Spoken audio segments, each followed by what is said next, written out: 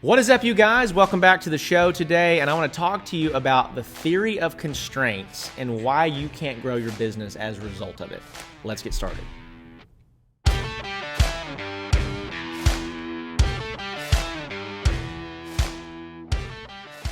All right. Well, hey, as always, welcome back. I'm so grateful for your time and your attention.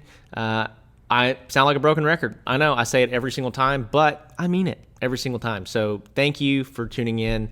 If you have not left me a review yet, if you're binging this podcast or binging the YouTube videos, make sure you subscribe, leave a comment. It really helps me out a lot. It would mean the world to me. So hopefully, if you're getting value out of this, you can reciprocate just a little bit of value to me. That would mean the world. So I want to talk to you today about the theory of constraints. Now, this is something that I heard not that long ago that really kind of opened my eyes in a lot of ways. And so the idea around the theory of constraints is that whatever the greatest constraint is inside of your business will limit you from growth. And the best analogy of this that I've found is like really the weakest link. Whatever the weakest link is on the chain is where the chain's going to break. If you think about like a wine barrel or a whiskey barrel or something, they're made out of all those slats. Well, what if one of those slats was half as long? All the other ones are great, but that one slat is half as long as the others. Well, you're only going to be able to hold half the liquid that you would because you had one slat that was half as long as the rest. And so this really got me to thinking about my own business. It's really got me to thinking about what are the things in my business that are current constraints. Let's break down what a business is. Okay, there's really three big parts to your business if you simplified it the most. You have marketing, sales, and fulfillment. Okay, how do people know about me? Once they know about me and they're talking to me, how do I get sales? And then number three is fulfillment. Okay, you can break that down into lots of other subcategories, but let's just talk about that for now. Let's talk about marketing, or talk about how do people find me? How do people know me? And that, for many of you, at the moment, is your greatest constraint, is that you have a great product, you actually know what you're doing, you're probably a better woodworker than I am, but no one knows about you. So, or if you, let's say that you do have a giant audience, you don't have a giant audience of buyers. You have a giant audience of other woodworkers or other handmade people. And so that's what I see a lot in our space, in the woodworker, handmade business owner type space, is the type of content that people create attracts people like them when those aren't the people that buy your products. And so I know a lot of you guys have thousands of followers, way more followers than I do, way more, video views, way more content out there than I do. But it's all around how you build stuff. And so what this does is you're getting out there and people are seeing it, but it's other people that are interested in building stuff, not people that are interested in buying stuff. So the constraint for you is that you have to identify what kind of content do I want to make to attract buyers, people that spend money that will allow me to grow my business. When it comes to marketing, when it comes to advertising, you got to put a plan in place, my friend. Like if you don't have any way to get in front of people, the right people, then you're going to spin your wheels. You're going to keep creating content. You're going to keep showing the behind the scenes in your shop. You're going to keep doing those sorts of things. And your buyers, your target market is not interested in that type of content as much as they are the finished product set up with beautiful photography. You have to understand your buyer. That's the first one, okay? So that's marketing. So that might be your greatest constraint. It might be that you have one marketing channel that does really well. You have a marketing channel that consistently drives leads and sales to your business, but you've just hit a cap. You can't get any more out of it.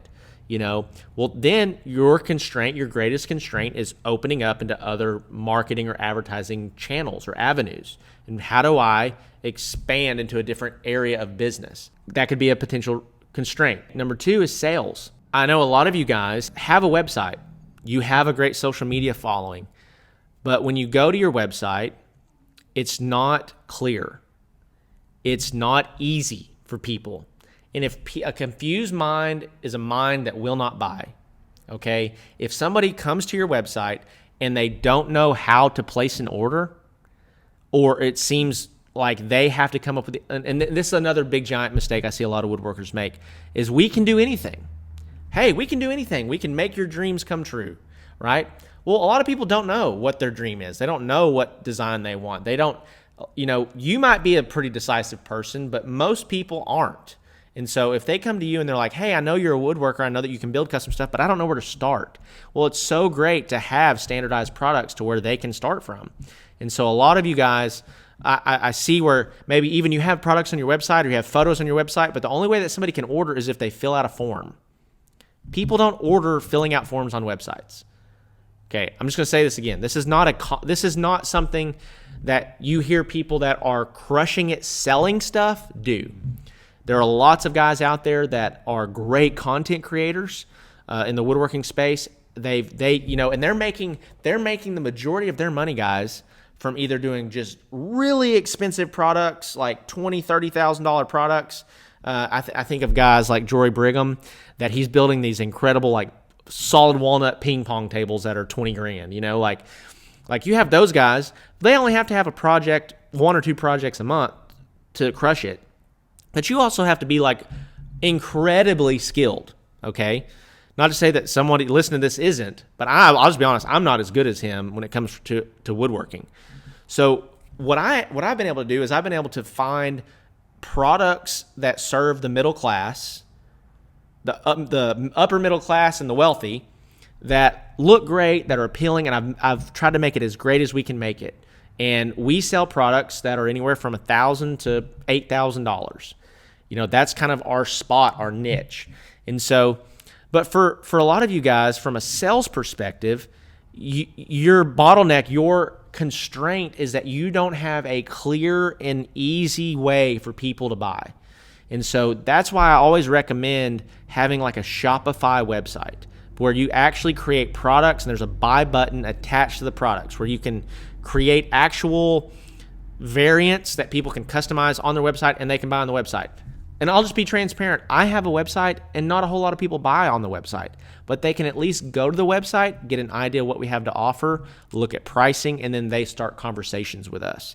And then once they have start a conversation with us, I have a clear sales process for how do we get them from we just met them, we just started talking to them to, okay, I'm ready to put down my deposit. How do we do that? Okay. So, and the best thing I can tell you is if you can push people to a phone, if you can push people to a chat messenger, that's going to be your best option with high ticket products. If you sell stuff for under $500, I have another video on YouTube around this, but if you sell stuff for under $500, this is not that big of a deal. People will buy your products online if you have great photography, great reviews. They'll buy stuff online. But if it's above $500, people start needing to communicate with someone. So you need to be able to direct them to chat, direct them to a phone call, direct them to coming into the showroom, whatever that might look like. Okay, so we talked about maybe your marketing constraints, okay, advertising, marketing. We talked about your sales constraints. Then the last one is fulfillment constraints. And so a lot of you guys may not be facing fulfillment constraints because you don't have enough business. But once you start growing, once you start getting more sales, once you start generating more clients, what's going to happen is that you're going to put a ton of stress and strain on your fulfillment. You're going to put a ton of stress on how do we actually get this stuff done in a timely manner so that my lead times aren't 20 weeks. I can't afford to do that. So what you have to identify is, where am I missing it? And this is one of the things that I see so often when it comes to people, that actually start getting some success. They actually develop a strong marketing channel. They develop a strong sales channel, and then they don't know how to develop strong fulfillment. And their success drowns them because they've got all the sales, they're getting all these orders, but now I don't know how to hire people. I don't know how to implement systems inside of my fulfillment strategy. I don't know how to set up my shop in a way that's efficient. I don't know how to maximize this 2-car garage, or I don't know how to maximize this 800 square foot shop, or whatever it is that you might be in. And so you have to have a plan, and you have to work the plan. And so you're going to have, if you want to get big, you're going to have to hire at least one employee, most likely. You're going to have to figure out, how do I maximize the labor and the work of that employee? And so these are all challenges inside of a business. And then on the back end of all this is like, how do I get people that have bought from me in the past to come back and buy from me again? That's a whole nother part. That's a whole nother constraint that you may be limited by. And so I really just wanted to give you this idea of the theory of constraint so that you could think, what is the greatest constraint in my business right now? Okay, so let's say that you have, I'm going to go back to this wine or whiskey barrel example, okay? And you have all these slats that are holding water. Well, you have some that are really great. You have some things that you're great at. Some of you guys are like, I'm great on camera. I can talk about my products. I can sell really well, okay? So my sales, I don't have any constraints in sales, but I'm not good at marketing and I'm not good at fulfillment, okay? So you've got like a third of the barrel that's full, and you've got the rest of the barrel is down here. So you can only hold this much liquid in the barrel, which is not a whole lot. So you start working on marketing. Well, you start building up that side of the barrel, and it gets to where you could hold way more, but you still got this fulfillment side that you can't hold much liquid in. So the whole idea around any business is the fact that you can generate sales and you can fulfill on the promises you make to customers in a timely and efficient manner. And so what for you at the moment is your greatest constraint? I want you to write it down. I want you to actually engage with this content. Write it down. Hey, okay, so based on that being my greatest constraint, what do I need to do next? What's the next step for me? What do I need to implement in my business so that this is no longer a constraint for me, so that I can go and I can start working on other things?